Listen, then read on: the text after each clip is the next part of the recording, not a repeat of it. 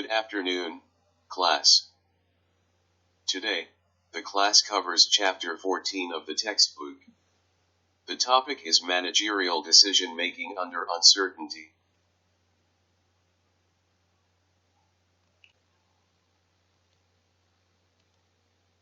This chapter addresses the issue of risk and uncertainty. The chapter reviews some basic concepts from probability and statistics. Depending on the background of the student population, this material could be covered very quickly or may require a bit more work.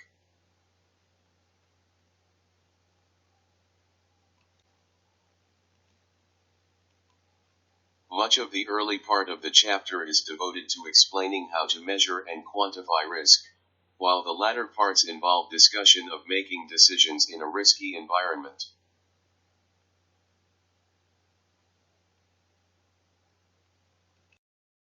So here's another example. You work for an investment services firm that is interested in investing in new assets. So how should you allocate your investment? So some decision factors you might think about. What will be the state of the overall economy in the near future? Will it be a boom economy, a bust economy, or sort of a flat economy?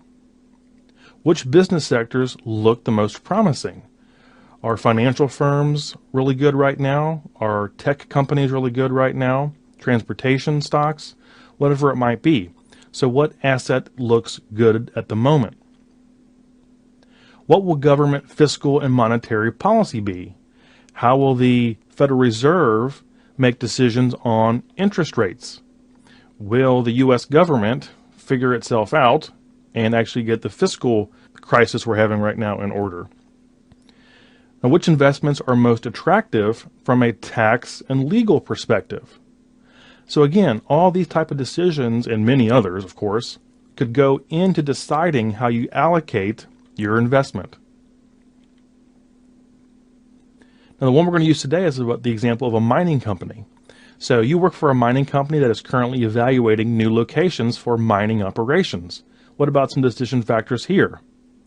Number one, should you hire a geologist to obtain an independent analysis? So oftentimes mineral companies and oil companies will hire outside geologists and things of that nature to do assessments on the state of the earth, whether or not oil might be there or certain minerals might be there, and things like that. How likely is it that minerals are present in any given location? Now, if the minerals are indeed present, is there enough there to justify the cost of actually drilling or digging for it? What are the current labor conditions in the region? And that could be an influence of whether or not you set up shop in a place to actually drill or mine. So these are just, some off the top things I could think of, but again, there are many more, but these are all decisions that would go into a mining operation. So what exactly is decision analysis? Well, what it is, it's a method for reducing uncertainty in the decision-making process through some data analysis. And again, the data we're going to use in this one is very simple. But the only other option would be to just randomly choose. Well, we obviously do not want to do that. So decision analysis helps us reduce that uncertainty through reason. To sort of rationally decide based on some data we might have.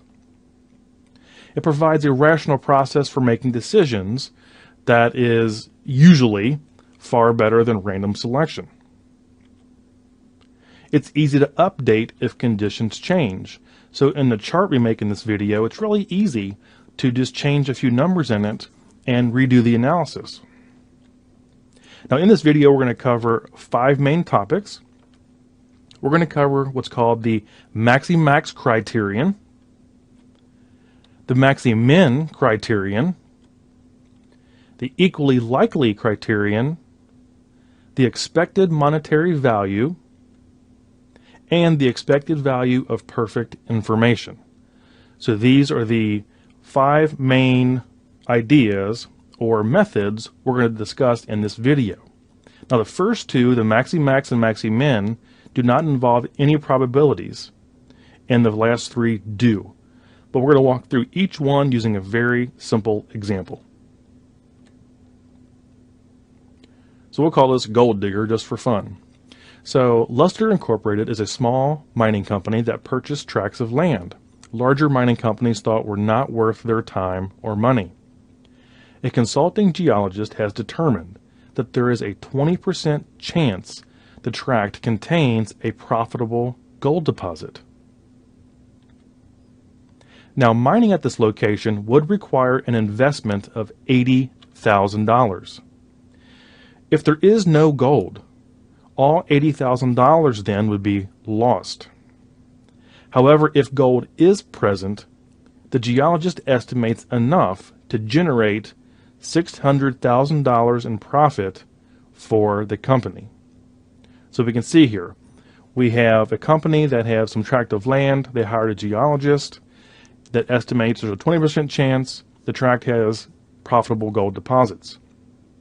The company's figured out ahead of time that setting up a mining location here, a small one, would cost $80,000. And of course, if there's no gold, then they lose all that $80,000. But if there is, they're going to generate a nice profit. Now, the final catch is that a larger mining company has learned of this report and is willing to buy the land outright right now. And that would generate an immediate $75,000 profit, and it would eliminate the risk of finding no gold. So, depending on how Luster Incorporated felt, they could just sell this land right now.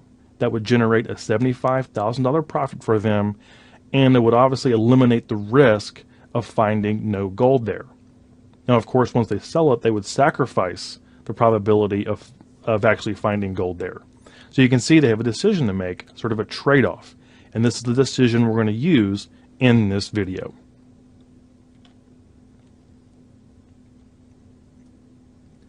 So the first thing we do is we set up what's called a decision table. And that has three main parts. Now down the rows, we have the alternative decisions. So this is, what could we do? Now in this case, they could either mine the land or sell the land. Those are the two alternative decisions. So those are the rows across our table here.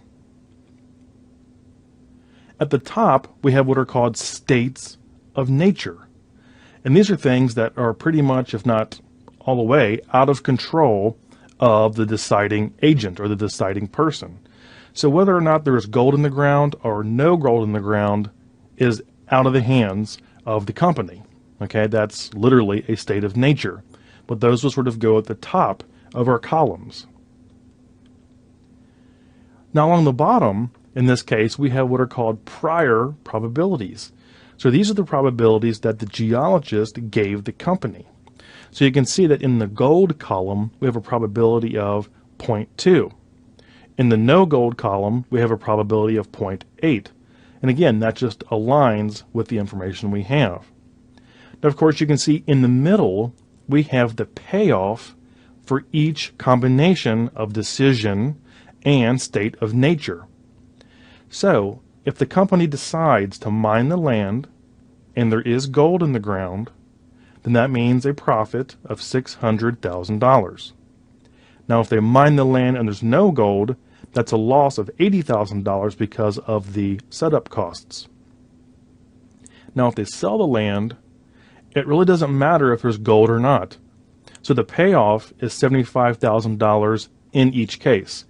So if they sell the land at $75,000, whether there's gold or not, because they're not going to be mining for it. So we have alternative decisions. We have states of nature along the top. We have prior probabilities along the bottom. And in the middle, we have our actual payoffs for each combination of decision and state of nature. Now, a few terms here, alternatives. These are the options available to the decision maker. Oftentimes, do nothing is a viable option. Now again, I guess the company could sit on this land and not sell it or mine it, and of course that wouldn't really cost them anything, and they could decide what to do later. Now a state of nature, those are random factors outside of the control of the decision maker. that nonetheless influence the outcome of the decision. So whether there's gold in the ground or not is Mother Nature's doing. It's not the decision makers. But of course it does influence the outcome of the decision. Prior probabilities. These are the relative likelihood of each possible state of nature. So in this case, gold is 20% or 0.2. No gold is 80% or 0.8. And of course the probabilities must add up to 1. Now most often is expressed as estimates based on some secondary information like a geologist report or maybe a government information report or something like that. But again, it's not always available. And of course the payoff is the quantitative result for each alternative or state of nature combination. So depending on which alternative is chosen and the state of nature that aligns with that alternative, that would be the payoff for that combination of choice and state of nature.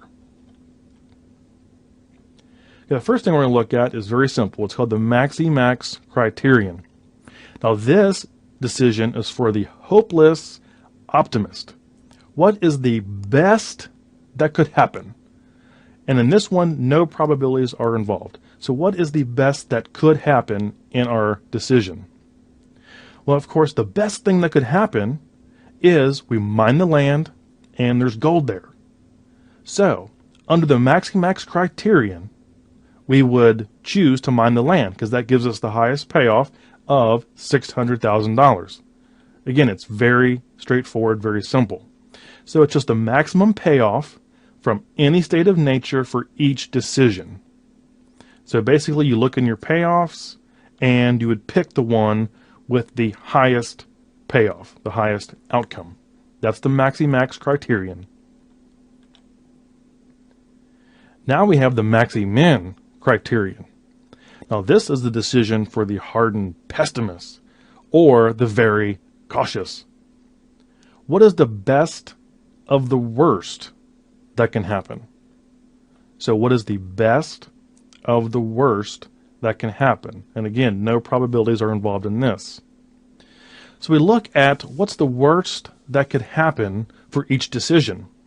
Well, if we mine the land and there's no gold there, that would be definitely the worst outcome there, and we would lose $80,000. Now for selling the land, the worst that could happen is $75,000. It's also the best that could happen.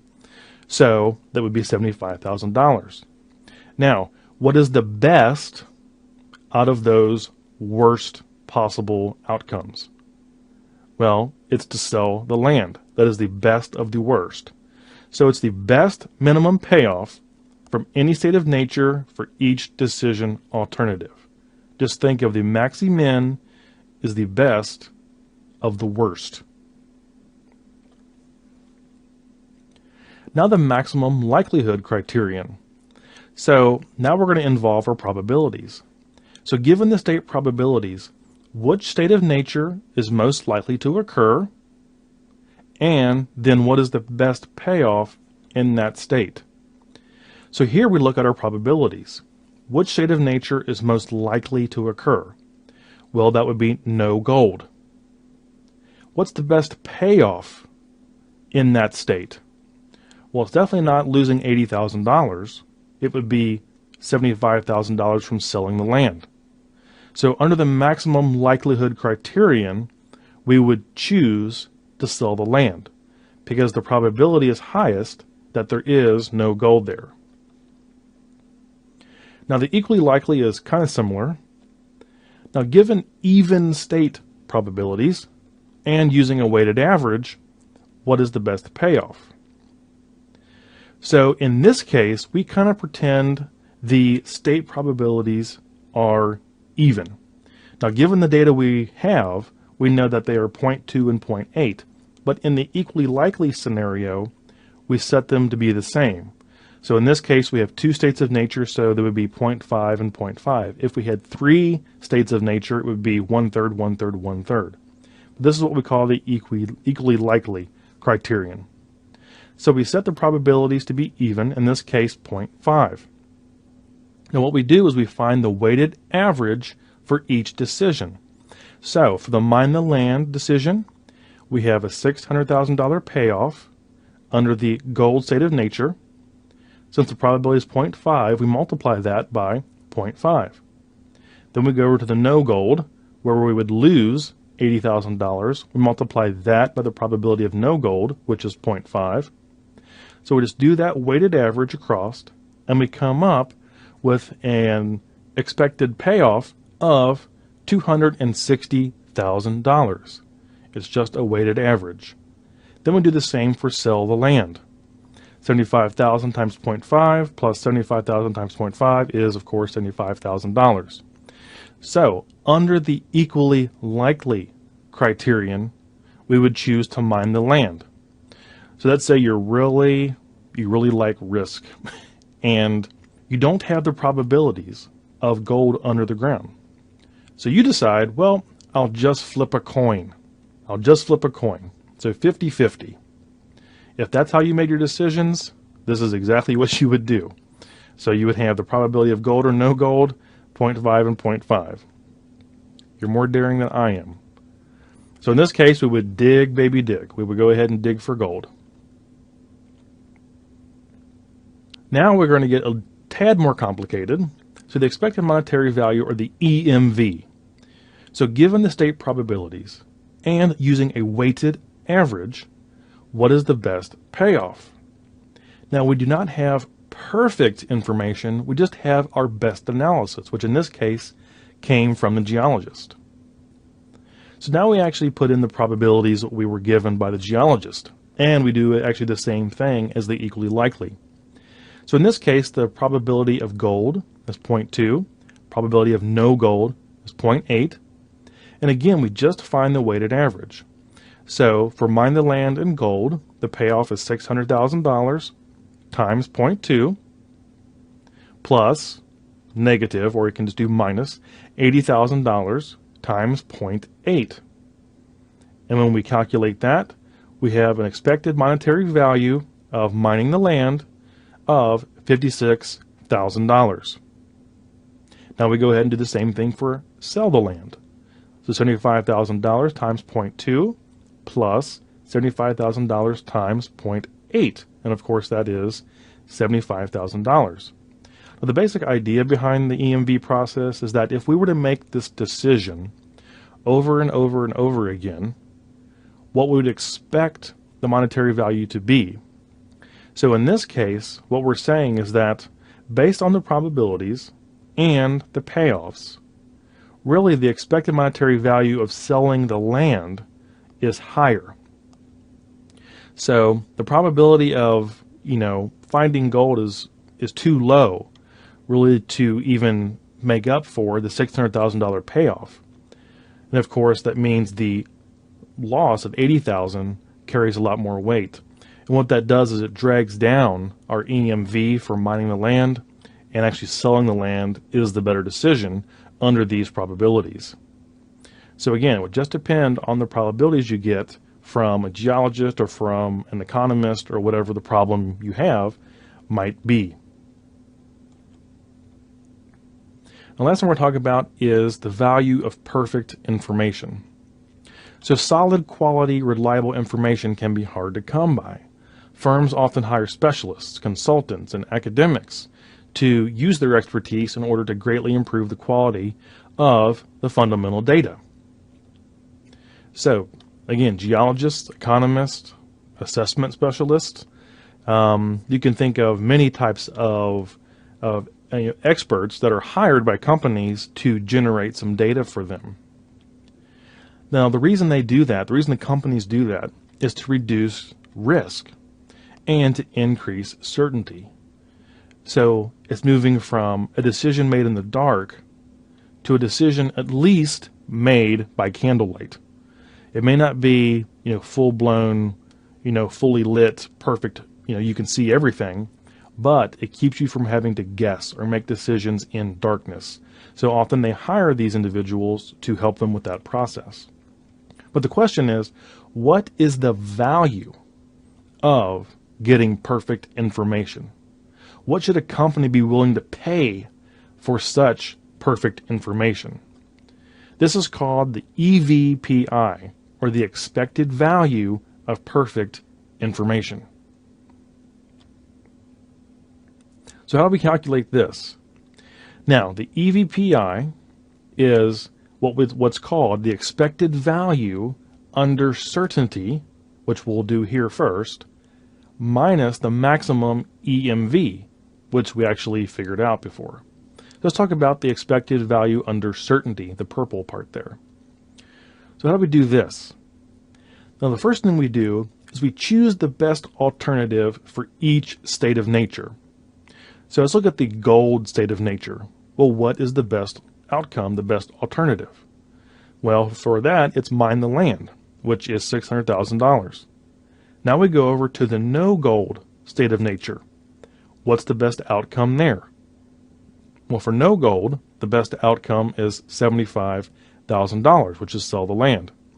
So we choose the best alternative for each state of nature. Then we multiply that payoff by the probability of the corresponding state of nature. So for gold, $600,000 times 0.2, so we have an expected value under certainty of $120,000.